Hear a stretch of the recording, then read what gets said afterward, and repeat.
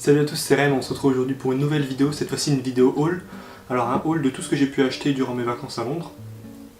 Alors nous sommes restés 6 jours 5 nuits à Londres et on a pu visiter pas mal de choses et du coup devant moi j'ai un peu l'ensemble des souvenirs et des petits goodies qu'on a achetés durant ces vacances. Ça me permettra ainsi de donner un peu quelques conseils à ceux qui veulent y aller pendant 5 à 6 jours. On va commencer tout de suite donc. Le deuxième jour nous avons visité la cathédrale Saint-Paul, donc une des plus belles cathédrales de Londres. On va savoir que dans cette cathédrale les photos sont interdites. Alors du coup passage obligatoire à la boutique pour aller acheter un petit guide du tour. Alors à l'intérieur il y a plusieurs photos de la cathédrale nous permettant ainsi de montrer à nos familles principalement. Je vais repasser un peu par la suite avec un petit zoom. Nous avons également acheté quelques petites cartes postales donc de l'intérieur de la cathédrale. Je vais essayer de pas trop avoir de reflets. Nous avons également l'extérieur du coup de la cathédrale. Et enfin nous avons trouvé donc deux superbes photos, donc j'ai pas vraiment le nom du photographe, mais c'était vraiment sympa parce que c'est des montages photos en fait, où on peut voir le dôme du coup de la cathédrale Saint-Paul avec un petit nuage incrusté, alors ça donne l'impression que le plafond côtoie les nuages. Et dans cette seconde photo ça donne l'impression que l'eau submerge complètement la cathédrale, enfin le hall de la cathédrale. Alors vraiment, j'ai vraiment bien aimé ces photos, c'est pour ça que j'ai craqué pour ces deux petites cartes. Alors au niveau des cartes, on était sur 2 pounds les 5.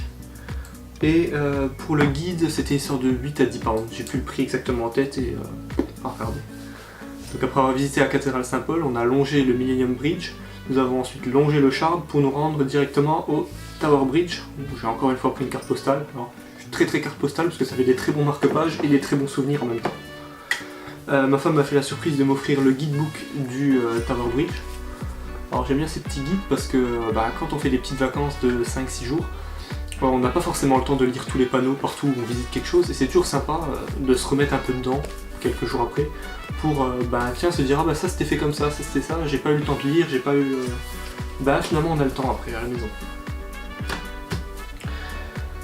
Autre goodies que nous avons acheté à Tower Bridge, ce petit tote bag de Londres. Voilà, attendez je le déplie. Donc voilà le tote bag. Donc c'est la même de l'autre côté. Alors ce petit tote bag sur lequel j'ai complètement craqué, mais une fois arrivé en caisse, c'était une histoire de 14 ou 15 pounds, donc beaucoup trop cher pour ce que c'est, mais bon maintenant que je l'ai, je le regrette pas. Ensuite, alors j'ai plus trop l'ordre des journées ni quoi que ce soit. Nous sommes allés donc par la suite à 221 Baker Street, donc l'adresse de Sherlock Holmes. Là-bas sur place, alors, nous n'avons pas visité la maison, nous sommes juste passés par la boutique et nous avons fait quelques photos devant la porte. Dans la boutique, j'ai pu acheter donc ce marque-page. Donc voilà, un marque-page en cuir avec des petites franges là en dessous. Je sais pas ce qu'ils ont les Anglais avec ces marque-pages. Tous les marque-pages ont cette dégaine avec des petites franges. En tout cas, il était vraiment sympa avec marqué dessus The Air of London is sweeter for my presence, Sherlock Holmes. Donc celui-là, il m'a vraiment bien plu. J'ai également donc pris la traditionnelle carte postale donc, de la maison de Sherlock et Watson. Alors j'ai lu un seul des Sherlock Holmes, donc le chien de Baskerville. Par contre j'ai mangé, dévoré, admiré toutes les saisons de la série Sherlock donc, produite par la BBC. Et je saurais que vous la conseiller, c'est juste splendide, c'est à vous de voir mais c'est génial. Sur place ensuite j'ai acheté une petite plaque Baker Street avec la petite tête ici de Sherlock. Donc cette plaque j'ai dû la payer une histoire de 8 à 10 pounds, je sais plus exactement. Pareil carte postale toujours dans les 1 pound, quelque chose comme ça, et le marque-page 2 peut-être, je crois. Et par contre sur lequel j'ai vraiment flashé et j'ai un stand-by, j'ai même pas regardé le prix, c'est ça. Pour l'instant on voyait que la boîte avec le petit 221, mais c'est ce pins. Pareil, je vais zoomer dessus en vidéo. Ce pins j'ai complètement flashé parce qu'il est sobre. Il peut très bien se mettre sur une chemise, sur un costard, sur un t-shirt, sur tout. Et j'aime bien les pins qui peuvent se porter. Parce que je suis fan, j'ai une passion bête pour les pins. Alors des Disney j'en ai une vingtaine. Et là j'en ai encore ramené 3-4 de Londres. Mais j'aime bien les pins qui peuvent se porter. Ça c'est top. Ensuite nous sommes passés à la boutique de Buckingham Palace, alors là tout était beaucoup trop cher, alors j'ai juste pris un petit marque-page Buckingham Palace, c'est dans ce sens là, que j'ai eu pour 3 pounds, ce tout petit minuscule marque-page. Et j'ai également acheté du coup des photos de Meghan Markle et de son mari, de la reine et de la reine avec les gardes, donc pareil, une histoire de 3 pounds les 3 cartes, quelque chose comme ça, ou les 5, je sais plus trop. Parce que ma copine en a encore acheté quelques-unes et du coup on a eu des cartes un peu moins chères, des choses comme ça. Donc Buckingham Palace c'est à peu près tout.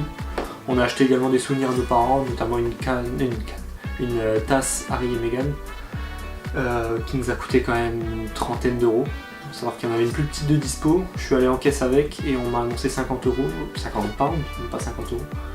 Et là j'ai tourné des talons et je suis parti chercher directement le petit mug bien cliché, non pas la tasse. Ensuite, alors pour l'instant je vous fais le tour un peu de tout ce qui est visite, tout ce qui est touristique. Après on fera un peu tout ce qui est goodies, achats perso. On est passé au National History Museum.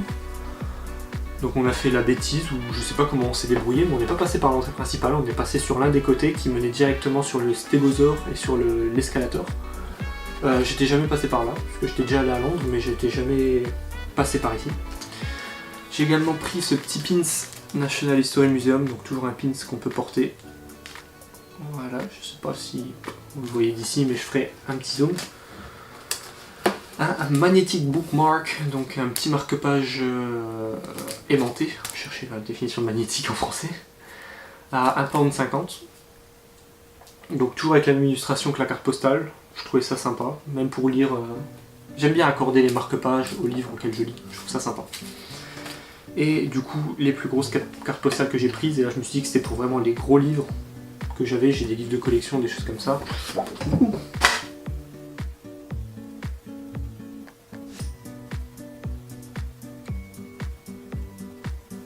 Bon, on passe à la deuxième. Alors celle-là, donc d'un squelette de dinosaure, un Diplodocus. Donc c'est vraiment un format très... c'est grand quoi. Et regardez qui voilà. Donc voilà la seconde carte postale, donc avec le squelette de grande baleine bleue, donc qui est exposé en plein milieu du National History Museum. Donc qui surplombe vraiment l'entrée principale, celle par laquelle on aurait dû rentrer normalement. Et voilà pour le National History Museum. Donc c'est un peu pour vous donner des idées de choses que vous pouvez acheter, même des petits souvenirs, savoir qu'est-ce qui se fait quoi en fait. Ensuite nous sommes passés au London Dungeon, donc toujours pareil, parce qu'on n'avait pas forcément le temps de tout lire, tout regarder, tout. J'ai pris un petit guidebook pour lire par la suite, donc toujours tout est en anglais. Cathédrale Saint-Paul et London Bridge c'était pas en anglais par contre, j'ai réussi à les trouver en français. Mais celui-là c'est totalement en anglais, donc pas trop un souci. Et pour finir normalement ces visites, c'est à peu près tout. Après c'est que du goodies perso, des choses que je voulais ramener de Londres, et pour ça je vous donne rendez-vous dans une prochaine vidéo.